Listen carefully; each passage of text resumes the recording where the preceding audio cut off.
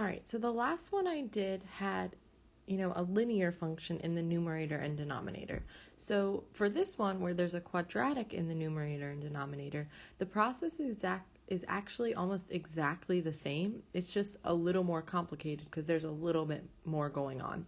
So when we find all of the pieces, it's going to go the same kind of way. So if I look, first thing I want to find is my y-intercept, right? Remember, to find the y-intercept, we plug in 0 for x. We find f of 0, because if you think about it graphically, the y-intercept is where it crosses the y-axis, and it's always the point 0, comma, y, whatever y may be. So all we do is we plug in 0 wherever we see an x. And the reason, you could do this after factoring, but the reason we do this before factoring is you'll notice, when you plug 0 in, all of these terms will cancel, and you'll just be left with the c values kind of always. So I think it's a little bit easier to figure out the y-intercept when it's not in factored form, which is why I always put y-intercept first. But, you can do you. You should get the same answer regardless. So then it's 5 over 14, which is, 0.35, whatever. But we're going to leave it as 5 over 14 for now. And when we write it down, we have to make sure we write it as an ordered pair, because this is a point we're going to plot on our graph. So now we want to factor it. We want to look at the numerator and the denominator and factor it. And again, I'm going to remind you, you have got to be able to factor fairly quickly.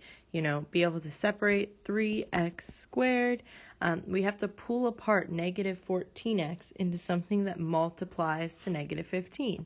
So it's going to be negative 15x and positive x, and then minus 5. Factor by grouping, pull out a 3x, x minus 5, pull out a 1, x minus 5. So now we know the numerator factors to 3x plus 1, x minus 5. Then in the denominator, it's pretty straightforward because you're just looking for what multiplies to negative 14 and adds to negative 5. So it's going to be x and x because there's a leading coefficient of 1. And then it's just a matter of what multiplies to negative 14 and adds to negative 5. And so from here, it's factored. And I guess I should put the little f of x here. Now, nothing cancels, right? So that is our final factored form. It's factored, and there's nothing the same in the numerator and the denominator, right? So then when we move on to removable discontinuities, the answer is NA again. And that's because nothing canceled in the factored form. If something would cancel, we kind of have a lot more work to do here. But in this case, nothing's canceling, so there's no removable discontinuity. So we can move right into vertical asymptotes. And for vertical asymptotes, it's where the function is undefined. And where is a fraction undefined? It's undefined when you're dividing by 0. So to find vertical asymptotes, we set the denominator equal to 0. And we're just going to use the factored form because if we set the denominator equal to 0, we'd have to factor it anyway. So might as well just start with the factored form. Set it equal to 0. Set both factors equal to 0. And you get x equals 7 and x equals negative 2. Now, these are equations, right? It's a line on our graph. So I'm going to write them like this. We got x equals 7 and x equals negative 2. You have to write it as an equation. Okay, x-intercepts are wherever the function crosses the x-axis, right? So that means the ordered pair is x comma 0. So it's when the y value is 0. So we set the whole function equal to 0, but really when we set the whole function equal to 0, right, we'll always be multiplying by x squared minus 5x minus 14, and it's going to cancel. So we can actually always just set the numerator equal to 0. And again, we're going to do the already factored form because we would have to factor it anyway. Okay? So we set each of the factors equal to 0. 3x plus 1 equals 0, x minus 5 equals 0. We get x equals negative 1/3, right? Subtract 1 divided by 3, x equals 5. But again, these are points on our graph. It intercepts a point. So we have to write it as an ordered pair. Negative 1/3, comma 0, and 5, comma 0. Okay, lastly, we need to find the horizontal asymptote. We'll actually talk about oblique asymptotes in class tomorrow. But for now, we're going to just stick with horizontal. So I need to look at a ratio of the leading coefficients. Now for this one, it's actually kind of easier to look at unfactored form. But we need to factor first to see if anything cancels. Because if anything does cancel, that would change our horizontal asymptote. So we want to look at it, you could look at it in factored form, doesn't really matter. But here we can see the degree is 2 in both the numerator and the denominator, right? So when that's the case, you take a ratio of the leading coefficients, and the leading coefficients in this case are 3 and 1. So because the degree of the numerator is 2, and the degree of the denominator is 2, we're going to take a ratio of the leading coefficients, which would be 3 over 1, which is 3. So our horizontal asymptote would be y equals 3. Okay, so now that we have all of this information, we've got some points, some asymptotes, we're going to put them on our graph, and then we'll make our sign chart, which will help seal the deal on how to graph this. All right, let's start with our points. We've got negative 1/3, 0 as one of our x-intercepts, and then the other one is 5, 0. And then as our asymptotes, we've got one at negative 2,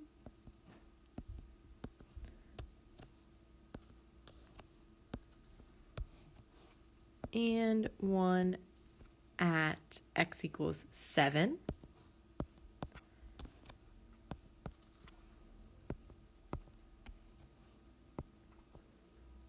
And then we lastly had our horizontal asymptote at y equals 3.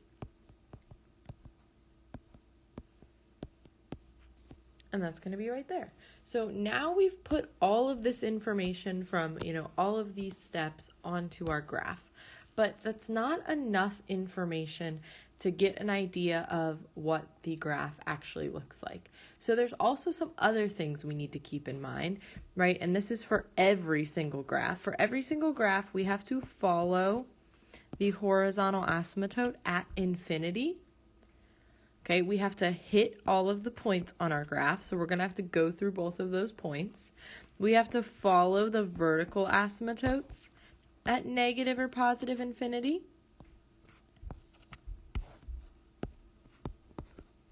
And it has to be a function, so we can't both have, this going like this and like this, because that's not a function. It doesn't pass the vertical line test.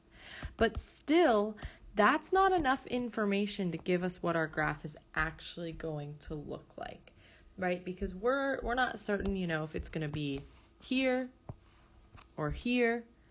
Is it going to go, I don't know, like that? Or is it going to go like that? Right? We do not know exactly what it's going to look like, so we need to figure out where the function's positive and where it's negative. While also keeping in mind it actually couldn't be like this, because this introduces another x-intercept, and we don't have an x-intercept there. So we actually know that that piece can't go there. But we're going to make a sign chart to kind of finish this out and figure out what our function looks like. So remember, on our sign chart, we set it up like this. In the first column, we put all of our factors of our graph. So 3x plus 1, x minus 5, x minus 7, and x plus 2, which would make f of x, if we multiply these all together, that's how we would get f of x. So then, or divided them, but with negatives and positives, it's the same thing. Then along the bottom, from negative infinity to infinity, we put all the places where the x-axis is intercepted because that's the only places it could change from being above and below the x-axis. How do you get from above to below? You either have to hit it or it's an asymptote because it's a break in your function. So what we do is we would pick here, here, here, and here. So it's always your x-intercepts and your vertical asymptotes. So we would have -2, -1/3, 5, and 7 along the bottom of our sign chart. So now what we do is we test numbers within these intervals to see if it's positive or negative there. So this is kind of going to be like a grid, and you don't have to draw in lines. Sometimes I do because it makes it a little more clear, so I don't mix it up. But this one, I feel like that might have made it more confusing, so let me just draw solid lines. All right, there we go. So from -infinity to -2, I'm going to plug in -3. Easy enough to do. It doesn't matter so long as it's between -infinity and -2. It could be -5, -10. Again, does not matter. So then when I plug it in, 3 times -3 plus 1 is going to be a negative. -3 minus a number is going to be negative. -3 minus a number is going to be negative. -3 plus 2 is still negative. Okay, then if I multiply those together, a negative times a negative is a positive, times a negative is a negative, times a negative is a positive. So that means that the function from -infinity to -2 is positive or above the x-axis. Okay, and then I have to plug something in between -2 and -1/3. There's really only one good option here, -1. You could do, -0.5, -1.5, but for ease, I'm going to pick -1. 3 times -1 plus 1 is a negative. -1 minus 5 is a negative. -1 minus 7 is a negative. -1 plus 2 is a positive. So then a negative times a negative times a negative times a positive is a negative. Okay, so we know from -2 to -1/3, our function is below the x-axis. It's negative. Okay, -1/3 to 5, I'm going to plug in 0. Super easy to plug in. We also already know what f of 0 is because we found it, and we found that f of 0 was positive, right? We already found, I didn't plot our y-intercept. I forgot, and the x-intercept disappeared. Okay, I forgot to plot our y-intercept. There's our y-intercept. That's also a point we have. We already know our y-intercept is positive because we've already found f of 0, but we can still do it the sign chart way. So I can plug in f of 0. f of 0, I get a positive, a negative, and a positive, right? 0 plus 2 is a positive. Positive times a negative times a negative times a positive is a positive. So now that means, from -1/3 to 5, our function is above the x-axis. It's positive. Okay, and then from 5 to 7, again, you can plug in 5.5, 6.5, whatever, 6.6, 7, 8, 9, whatever. But 6 is going to be the easy one because remember, we're just looking for the sign. So 3 times 6 plus 1, positive. 6 minus 5, positive. 6 minus 7, negative. 6 plus 2 is a positive. So a positive times a positive times a negative times a positive is a negative. So from 5 to 7, our function is below the x-axis. Okay, and then 7 to infinity, I'm just going to plug in 10. Can plug in any number from 7 to infinity. 3 times 10 plus 1 is a positive. 10 minus 5 is a positive. 10 minus 7 is a positive. 10 plus 2 is a positive. Okay, I didn't really specify this at the very beginning, so I want to make sure it's clear. This is like a number line, -infinity to negative, so notice I put my numbers in order from smallest to largest. If you do not do that, if you mix up the order, your sign chart will not work. Okay? So now looking at positive times positive times positive times positive, that is positive.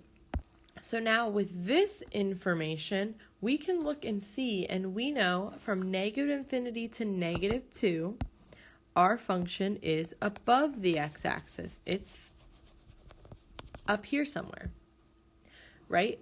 from -2 to -1/3, our function is below the x-axis, so it's down here. Right? From -1/3 to 5, our function is positive, so it could be anywhere up here. Then, from 5 to 7, our function is negative. So from 5 to 7, our function is down here. And then from 7 to infinity, our function can be anywhere up here above the x-axis. Okay, so this means, we kind of already talked about how we know this isn't true, but this means that our function, it can't go like this. Because it's not legal to be down here between 0 and -2.